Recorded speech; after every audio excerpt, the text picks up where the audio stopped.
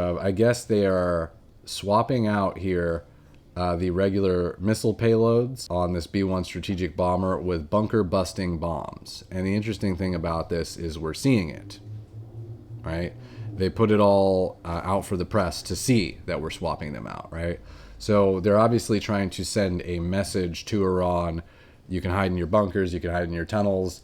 We are loading up these bunker busters. We're going to go underground and destroy you. If anyone doesn't know, what they're designed to do is basically these bombs, when you drop them, they don't explode on impact. They pierce the actual earth. They go down, I don't know exactly how far, but about however many hundred or 1,000 feet, not 100,000 feet, but how many hundred or so feet you need to go down to reach bunker level. And then there's a delayed fuse, so then they explode beneath the ground to take out any bunkers. And that's what open source intel is saying. Bunker busting bombs are being loaded. This appears deliberate. They want it to be seen, which is true. It does appear that they want that message to be sent. We got let's go into some US war tech. This was really interesting from today. So this is Mario Nawful on Twitter. He's saying that the U.S. is deploying weapons that we actually have never seen before. Trump keeps saying, oh, I'm going to hit you with something you've never seen. Mario here says, we'll go to the image in a sec. He says, the U.S. didn't just outgun Iran's air defenses. It made them hallucinate. Hundreds of miniature decoy drones were launched to flood Iranian radar screens with fake squadrons of F-15s and F-16s. That's crazy to me, by the way. That's so cool. Just releasing a flood of decoy planes. He has an image of it there, right? And cyber operations. Coordinated from space to the ground, the coalition was able to inject false data directly into Iranian radar screens. Top-tier Iranian air defense systems, like their homegrown Baver and their Russian-supplied batteries, were absolutely overwhelmed by this electronic assault. But to actually hunt them down, the U.S. set a brilliant trap. They launched hundreds of ABM-160 MALDs, miniature air-launched decoys.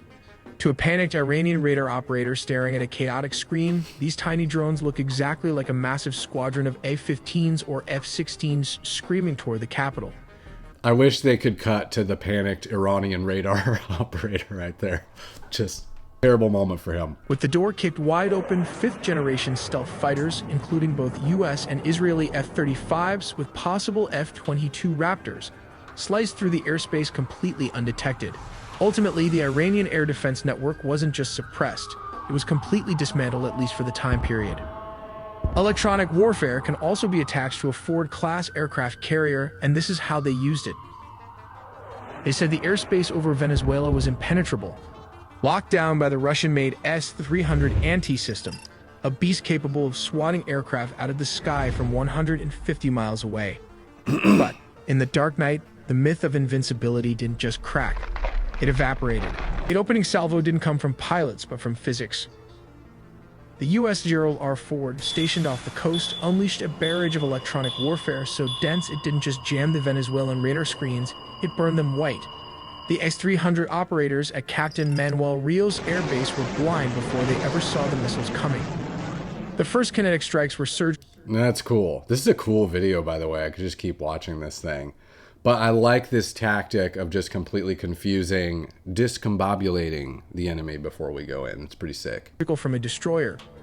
2 Tomahawk cruise missiles slammed into the S-300VM radar arrays. In an instant, the eyes of the Venezuelan defense network were turned into twisted, red-hot scrap metal. But one of the most dangerous electronic warfare comes from the disc-shaped objects attached to this Black Hawk helicopter. This is the crazy part, by the way. This is where it gets all sci-fi. While the Pentagon hasn't officially disclosed the specific hardware, military experts often call this a soft kill system. So how does it actually work? To understand the weapon, you first have to look at what it did. The most likely candidate for a weapon that creates that kind of internal pressure without external sound is a high-power microwave device.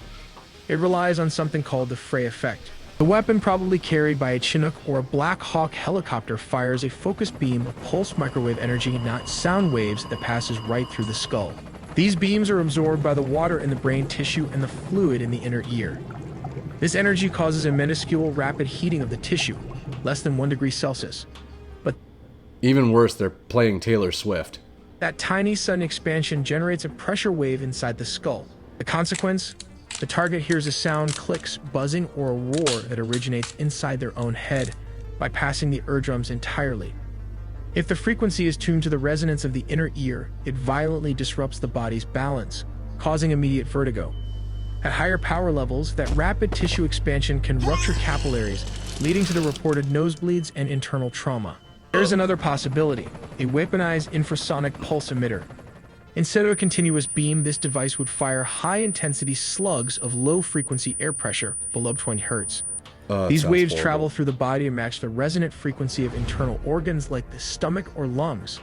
High-intensity infrasound can actually cause cavitation, the formation of bubbles in bodily fluids. When those bubbles collapse, they create tiny shock waves that damage tissue. The target feels an intense vibration in their gut, leading to severe nausea and effectively paralyzing them with pain and sickness. That happened to me once when I ate Taco Bell. Tactically, the reports suggest U.S. forces use this technology as the ultimate force multiplier. The result was that the hundreds of Venezuelan guards mentioned in the reports weren't fought in a traditional gun battle. They were incapacitated, sick, dizzy, and bleeding, long before U.S. troops made contact. This allowed a small team of approximately 20 operators to walk virtually unopposed through a much larger force. We make original videos from scratch and animated by humans, so please subscribe to not miss a beat. On February 20th, thing for sure, that was worth it. That was great. And I hadn't actually watched that full video before, so it's just chilling here watching it with you guys. It was cool. I don't know if this is confirmed, but this is what Mario Nawful is saying, is that we are using these types of, and there's been reporting on this, that we're using either some type of sonic weapon or some type of microwave weapon in this sort of campaign to discombobulate, confuse, disorient the enemies before actually going in. It would make sense to me that that is because we do know that it was a small team of soldiers that took out at least 100, I'm imagining, Venezuelan guards to get Maduro. So I would not be surprised if they used some type of weapon like that to incapacitate those guards before they actually moved in.